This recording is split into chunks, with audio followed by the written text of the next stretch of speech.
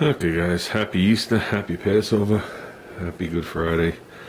We're back out here. It's Sunday morning. Gonna do a little work before we chow down. Just pulled out the shocks. This is what's going in. There's a shock extender on there, and here's the reason. Should give me about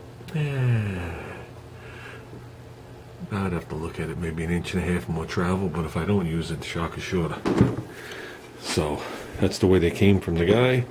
This is the type of car they came out of, and we'll be putting those in later. I just moved everything out from under the car. I know you guys won't be able to see anything, but underneath the car the springs are painted. I made sure everything was re-blacked out. Everything is good to go under here. But it's not rear end time. It's time to do the fuel line. The brake line I could do after the race, and it doesn't matter. The fuel line, the pickup is on the passenger side. The fuel line's going to run down the driver's side. So, and the last foot or two of the original fuel line still in the car, as well as the brake line. As you can see, the line's pinched off. So why do that after the race and wrestle around? So what we'll end up doing is we're going to do this fuel line. I don't have any straps and everything is closed, but we'll do this fuel line, and then we'll put the shocks in, then we'll put the rear end, and then we'll be good back here.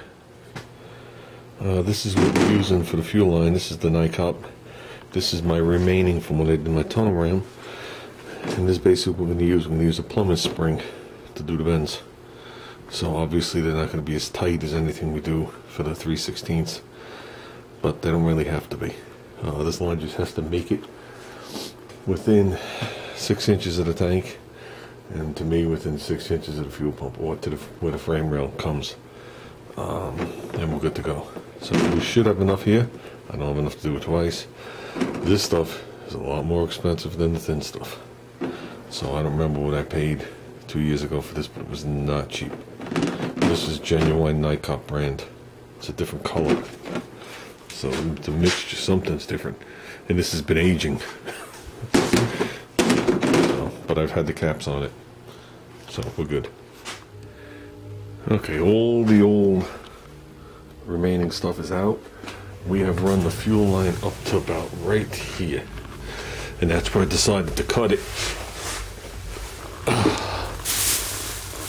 Right there. That's where I decided to cut it. And we will put a flare on there and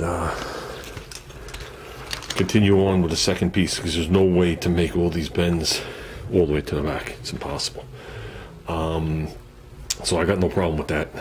That's a nice place to actually join it too, because if you ever change anything up front, you could just do a front line. Got plenty of line to go the rest of the way. The line I actually used until I went to the side of the frame rail, because the other one was on the inside of the frame rail. It was only the evap line on the side and something else, something for the canister. Everything was on the other side, but I used the original evap spots across the whole back, followed it around, went around everything. I haven't gone back under here to see if it needs tweaking for moving around. The only thing I don't have are new straps, so I use the old ones. Take me 2 seconds to replace them. Everything's closed today.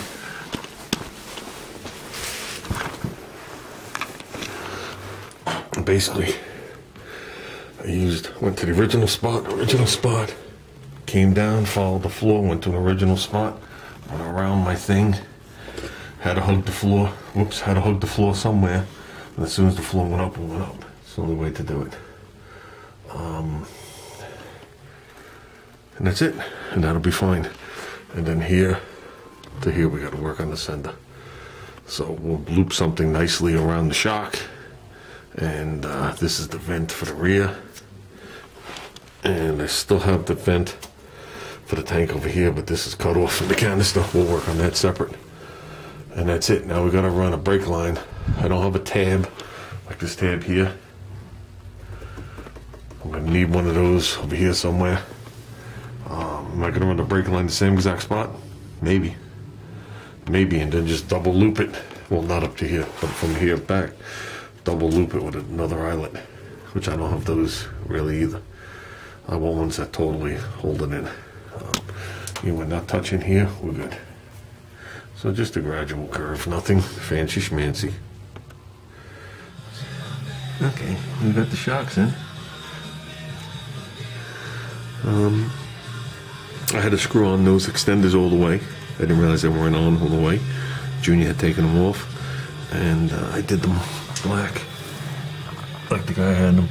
You can barely see it up there. So we're good.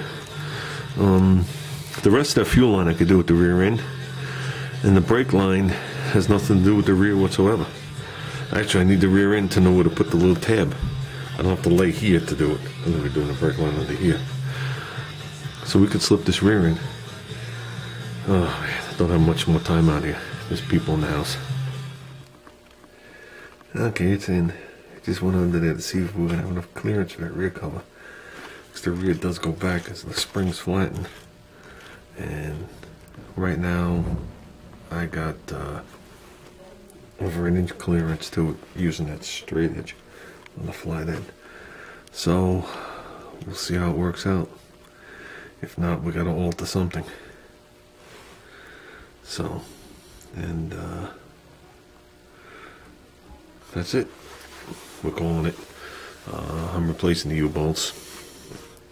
They must have their own thread, because when I went to take them off, there was paint on them. So I used the impact gun to get them off, and you've heard them churning. I went to retap them. If you go to retap them, 1/2 inch 20, it brings everything down. So almost like when you try and retap or rethread a real stud, it's like your tool is at the right size. That's why I use the hand file. So we did okay. Obviously the shocks are in. I think I said that already. So still got a couple of things to pick up. Junior will pick up the U-bolts tomorrow. I gotta alter the shock mount right here. This I was gonna do anyway. I wanted to put a very slight upward angle. Bring this like here to here. So it fit on there right, but you could see the bushing was cocked a little. But if I put my washer here and run my shock here, it touches the fitting for the brake line. So I can put it right here and still be able to put the nut on and put a little spacer, which isn't a problem. But then it's riding on these threads. So basically what I need is I need to go 1 inch longer. Come out 1 inch longer, so I'm riding on the collar. So either I could remove this and redo it, or go buy another grade 8 bolt. Because that's basically what that was. So we were going to sand these and clean them anyway at work. So basically 1 inch longer, whatever that measurement is. And that's it. And just a slight warming and tweak. I could weld it on crooked. I could bring this to here and this to here, and that'd be more than fine also. That's what I'll probably do. And like I said, it works fine. But there's just that little that I think it needs, because the way these shocks are staggered, the way they do them. It's actually the fault of the thickness of the tube, because we went from a 2 3/4 inch tube, I think it is, to a 3 1/4 inch tube, and that spaced this out. And the way they stagger them under the car, one of them comes perfect, and the other one comes perfect down. But then when you put it on here, moving it that little bit, you get that little slight. It doesn't. This way, the bushing doesn't. The shock doesn't slip on as easy. So it's not a major deal. I'm sure it could be left, but we're going to compensate for it since we're going to do it anyway. If we didn't have to do it anyway, I would have just warmed this and gave it a slight tweak and brought it up. I don't know, maybe 3/8 of an inch, if that. So with that said, guys, I'm done. It's Easter. I'm going in the house.